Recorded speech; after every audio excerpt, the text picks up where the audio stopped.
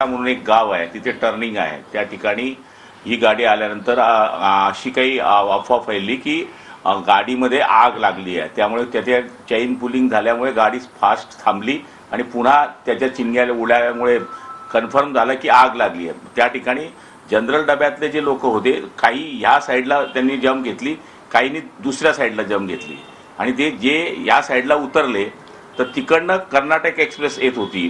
ती इतकी फास्ट होती, जवळपास 130 ते 40च्या स्पीडने. मी तिथल्या स्टेशन मास्टरशी विचारलं की इथं स्पीड कमी किती असते, तर त्यांनी सांगितलं की 130 ते 140 पर आवर्स. तर त्यामुळे त्या ठिकाणी ॲक्सिडेंट झाला आणि जवळपास 11 लोक एक्सपायर झालेले आहेत. त्याच्यामध्ये 4 हे पाचोऱ्या इथे डेड बॉडी त्यांची आहे आणि 7 डेड बॉडी ह्या GMC जळगावला पाठवण्यात आलेल्या आहे. कलेक्टर, SP, सगळे DRM, सगळे अधिकारी तिथे आमचे उपस्थित आहे.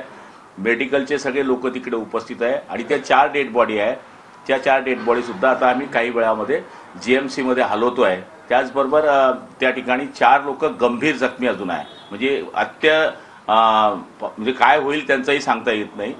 त्यांना आपण खाजगी वृंदावन म्हणून एक हॉस्पिटल आहे, तिथे ॲडमिट करण्याकरता सुविधा करून ठेवलेली आहे आणि जवळपास 7 जण आहे ते त्यांना किरकोळ जखमा आहे.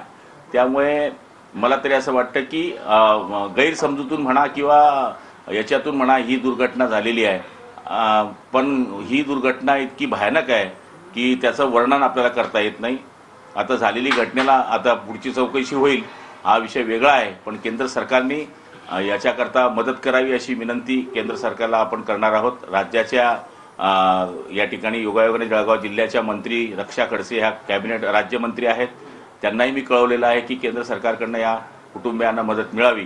पण झालेली घटना फार हृदयाला धक्का देणारी आहे. आणखी काही याच्यामध्ये प्रवासी आहेत का, या सगळ्या संदर्भातली काही माहिती मिळाली का? काही लोक आता ट्रॅफिक पण क्लिअर झाली आणि जी गाडी त्या स्टेशनच्या पुढे उभी होती ती आता पाचोरा स्टेशनवर हलवण्यात आलेली. त्यामुळे सगळं जे काय आहे तिथे आतापर्यंत ते सगळं क्लिअर झालेलं आहे.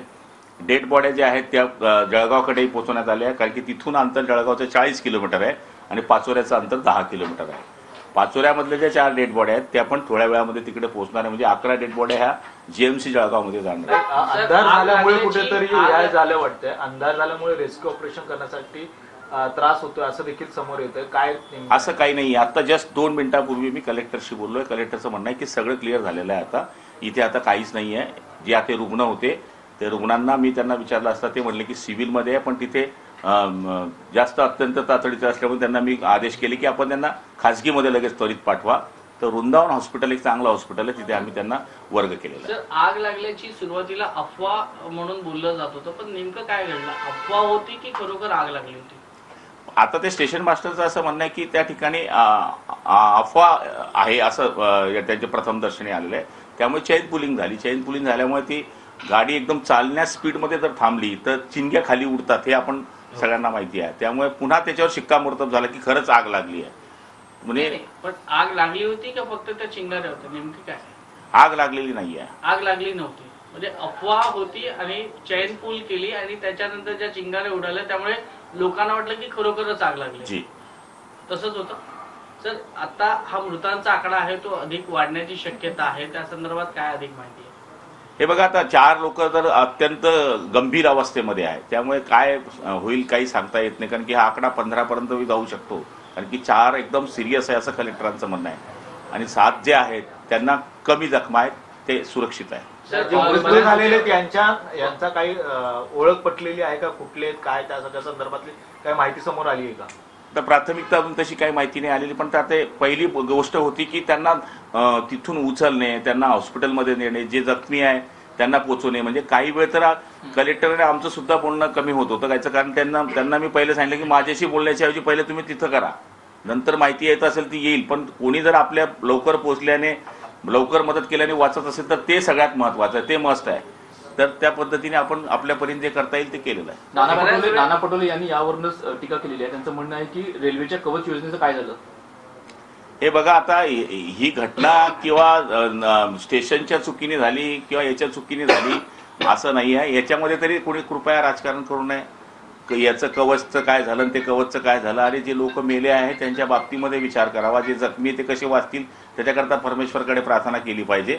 अशा ठिकाणी तरी नानासारख्या एक ज्येष्ठ माणसाने कृपया राजकारण करू नये अशी माझी त्यांना विनंती आहे. सर, एक प्रश्न असा आहे की बऱ्याच वेळेला रेल्वे अपघात हे घातपाताचे ठरले जातात, तर असा काही घातपाताचा हा कट होता किंवा असं काही संशय, काही असं कोणाला तिकडच्या स्थानिक ऑफिसर्सला वगैरे काही डाऊट आहे का? नाही, तसं काही नाही आहे. कलेक्टर साहेबांचं म्हणणं आहे की ही गाडी सरळ जात असताना झालेली घातपातचा काही विषय येतच नाही तिथे, कारण की हे जी घटना घडलेली आहे ते जनरल डब्यातले लोक बिचारे सगळे दणादण खाली उतरले. आपण जर पाहिलं तर त्याच्या मागचे जे डबे आहेत ते सगळे एसी, त्याच्यातले लोक उतरलेच नाही ना, तोपर्यंत ही घटना घडली. ठीक आहे. Thank you sir. थँक्यू. हिंदी